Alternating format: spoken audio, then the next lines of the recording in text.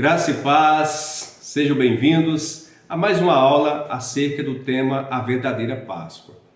Na aula de ontem nós falamos sobre o contexto, a origem da palavra Páscoa, dessa tradição que o Senhor trouxe para o povo de Israel quando eles estavam preparando para sair do Egito. Na aula de hoje nós iremos falar do contexto e você vai aprender um pouquinho mais sobre esse tema. Então, a Páscoa surgiu a partir de um clamor de um povo que estava escravizado no Egito, o povo de Israel. Esse povo era da descendência de Abraão, Era um povo que, através de José, eles foram para o Egito. Quando Deus permitiu que José fosse vendido como escravo pelos seus irmãos e ele se tornou então governador do Egito, e por causa da sua liderança, da sua sabedoria e porque o Senhor estava com ele, aquele povo foi livre de uma grande seca, de uma grande fome que aquela região passou. E os seus irmãos, toda a sua família foram morar com ele ali no Egito. Anos se passaram e aquele povo cresceu de uma maneira extraordinária. Aquele povo cresceu muito, multiplicou muito ali no Egito. E o reinado dos faraós foram passando de geração em geração, até que sentou no trono um faraó que não conhecia a história de José, e esse faraó então, temendo o crescimento exponencial dos hebreus, ele então impôs a escravidão para aquele povo, e aquele povo estava trabalhando num trabalho forçado, eram escravos ali na terra do Egito. E aquele povo começou a clamar a Deus por misericórdia, clamar a Deus por libertação. E Deus então ouviu o sofrimento daquele povo que era descendente de Abraão, Isaac, Jacó, por sua vez José, a descendência de José, que era Manassés e Efraim. E Deus então preparou um plano de libertação, um propósito de libertação. E Deus então escolhe um libertador, que é Moisés.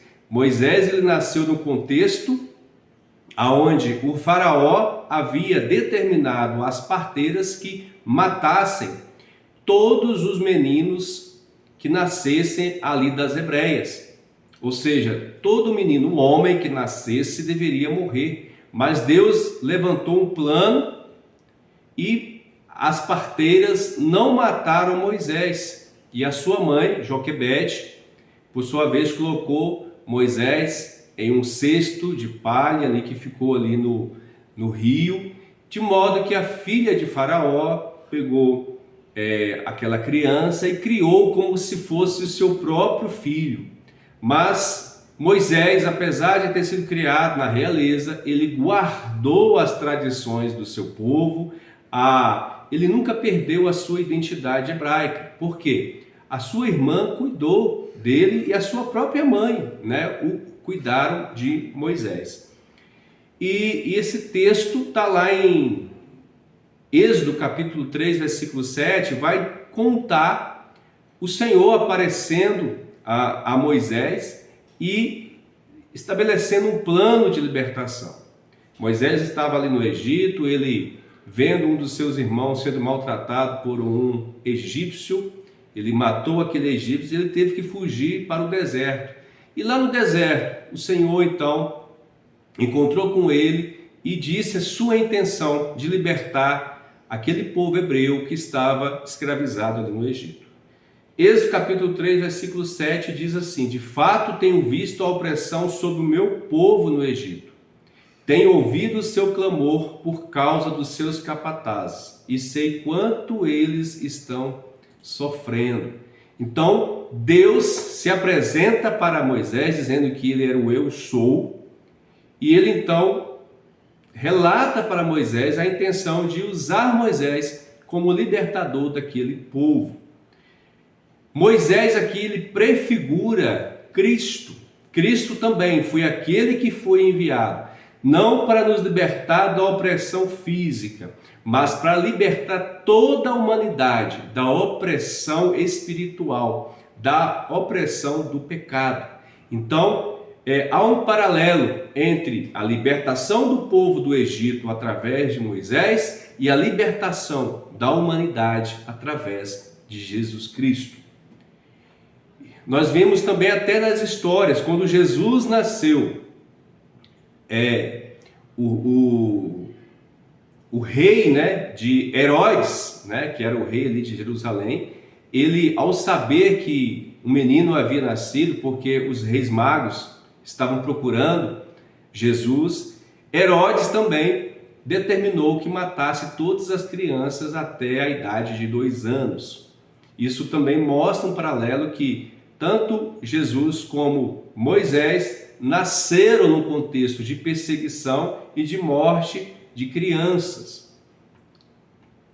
E o Senhor então fala para Moisés libertar aquele povo, Ele diz aqui em Êxodo capítulo 3, versículo 10: venha, pois eu enviarei a Faraó para que você tire o meu povo, os israelitas do Egito. Então Moisés ele vai até o Egito, ele encontra com seu irmão Arão, ele encontra com a sua irmã Miriam, e ele encontra ali a sua família, e ele então mostra o plano que o Senhor estava com ele. Ele, juntamente com Arão, ele se apresenta a Faraó, fala para Faraó libertar aquele povo, mas Faraó fica com o coração duro, Ele era um governante que tinha um coração duro, era um governante mau, e então Deus, através de Moisés, apresenta algumas pragas, ali no Egito, e essas pragas também têm algum significado. Então, quando fala da água com sangue, o Senhor ele estava combatendo a uma das divindades pagãs ali do Egito, que era o deus Rapi, que era a divindade do rio Nilo. As águas ficaram vermelhas como sangue. Quando a praga das rãs também toma conta do Egito, estava combatendo, ou seja, Deus estava mostrando que ele era superior a qualquer outra divindade, a divindade Hecate, que era a deusa da fertilidade, e por aí vai. E o Senhor então lança as pragas dos piolhos, as pragas das moscas, as pragas das pestes nos animais, das úlceras, a chuva de pedras, a saraivada de pedra que houve ali naquela região, os gafanhotos. Deus permite que houvesse trevas e, por fim, houvesse a morte dos primogênitos, combatendo o próprio Faraó, que era considerado um ser divino que tinha uma adoração como se fosse um Deus. Então, essa 10ª praga, que é a morte dos primogênitos, inicia a Páscoa. Então, Deus providenciou um meio de salvação para o povo israelita que estava cativo ali, através da morte de um cordeiro. Um cordeiro deveria ser sacrificado, o seu sangue deveria ser aspergido nos umbrais das portas, para que o anjo da morte não passasse e matasse os primogênitos daquela casa.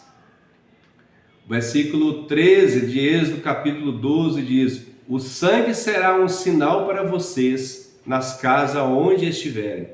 Quando eu vir o sangue, passarei por cima de vocês. Assim, não haverá entre vocês praga destruidora quando eu ferir a terra do Egito. Então nós vemos aqui todo esse contexto antes, o povo que foi para o Egito, acompanhando José. 400 anos depois, aquele povo se torna cativo, E 400 anos depois, aquele povo, então, é liberto através de um libertador que foi estabelecido, que foi levantado por Deus, Moisés, para libertar aquele povo. Agora, qual a importância do sangue do cordeiro? O sangue do cordeiro nos umbrais das portas simbolizava a proteção divina. Aqueles que obedeceram a Deus, aplicaram o sangue em suas portas, declararam rejeição aos deuses do Egito, ou seja, todos aqueles deuses que as pragas que Deus enviou, combateu aqueles deuses. As pessoas que cumpriram com a determinação do Senhor de aspergir o sangue nos umbrais, estavam dizendo que eles confiavam 100% no Deus de Israel. Ou seja, no eu sou, o Deus Todo-Poderoso, aquele que havia criado aquele povo com um propósito de ser uma nação escolhida, um povo separado para ele. Então esse ato simboliza uma obediência, mas também uma fé e uma separação cultural, e espiritual, porque eles estavam no meio de um povo idólatra, de um povo que adorava falsos deuses e que tinham práticas que desagradavam ao Senhor.